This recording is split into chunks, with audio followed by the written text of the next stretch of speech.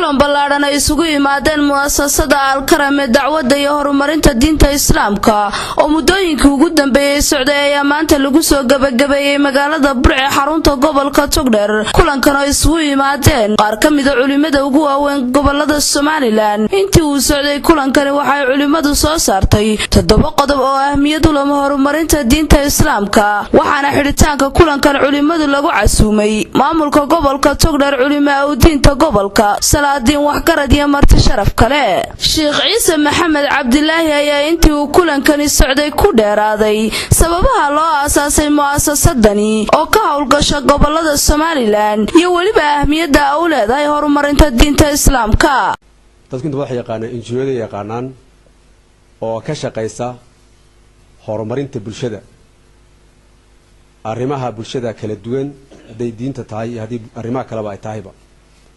mu'asasadan oo taqriiban 3 jirsatay 2012 laga aasaasay magaala madaxda Hargeysa oo hadda 3 jirsatay.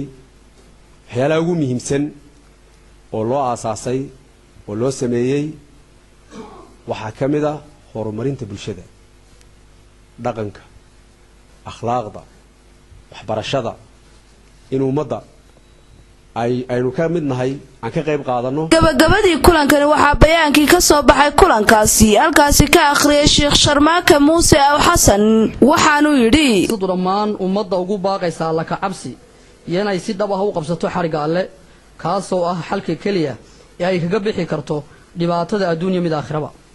2 mu'asasadu waxay ugu baaqaysaa ummadda barashada diinta Islaamka iyo ku dhaqankeeda, waana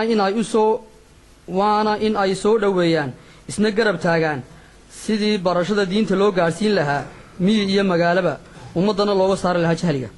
3 mu'asasadu waxay u soo jeedinaysaa hoggaanka dhaqanka, hoggaanka diinta, hoggaanka siyaasadda iyo ganacsadaba inay u soo jeestaan sidii loo walaalayn lahaa loona islaaxin lahaa deegaanada khilaafku ka jiro iyadoo loo marayo dariiqa wada hadalka iyo garnaqsiga ku salaysan shariicada Islaamka. 4 bulshada waxaa laga waaninayaa isqabsiga iyo khilaafka ka dhasha deegaanada la wada yaalo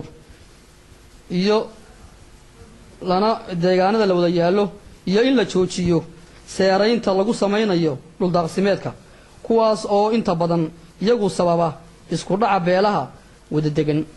5 si gaar ah waxay mu'asasadu ugu baaqaysaa in colaadaha soo noqnoqday ee deegaanka Kalshaale iyo Balli Diiriye loo dhameeyo lana xaliyo, lana heshiisiyo beelaha walaalaha ee wada dega deegaankaas iyadoo ay ka qayb qaadanayaan dhammaan qaybaha bulshadu.